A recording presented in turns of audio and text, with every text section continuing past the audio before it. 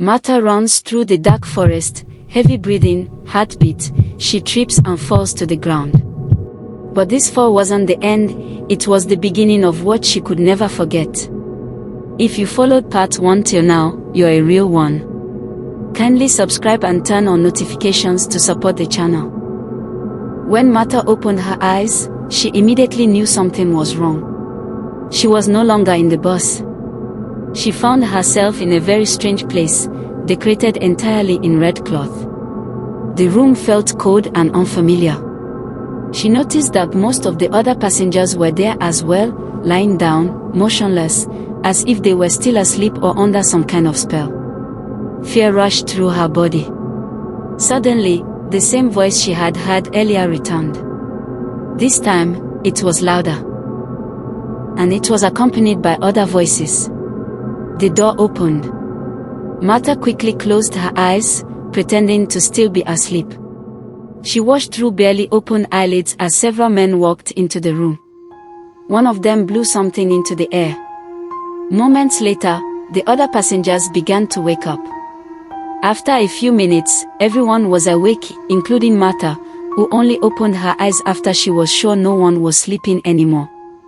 The elderly man spoke. "If you are a lady in this room," he said, "and you are currently seeing your period, step out." Silence filled the room. Martha's heart pounded violently. She knew she could not dare speak. She had no idea what would happen to her if she admitted it. The man repeated the question. Then he added a terrifying statement. "If nobody speaks, we will check for ourselves." Immediately he said that, one of the female passengers stood up. Martha hesitated for a moment, then stood up as well. When the elderly man saw that they were two, his face changed. He began shouting at the others angrily. "How could we have made such a mistake?" he yelled. "Let's hope this does not spoil the ritual." He turned to the men beside him. "Get them out of here immediately.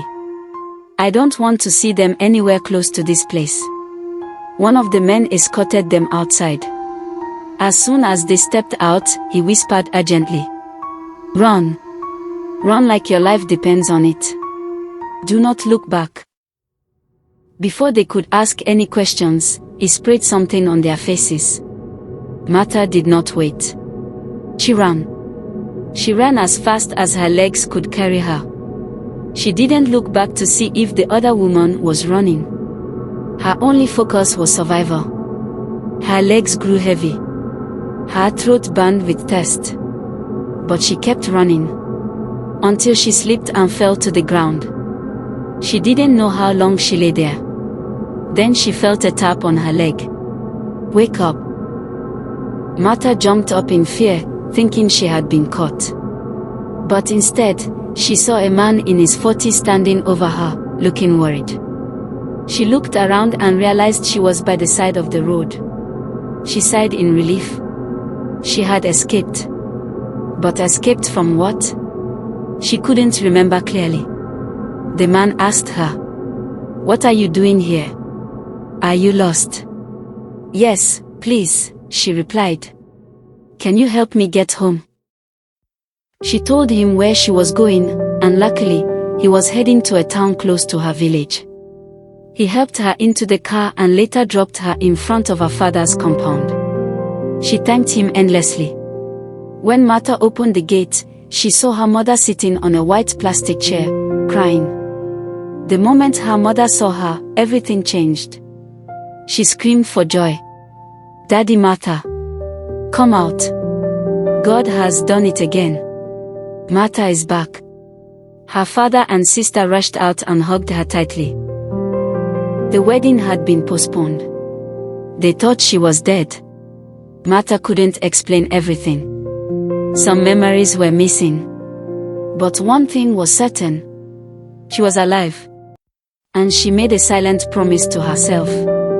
She would never travel by night again.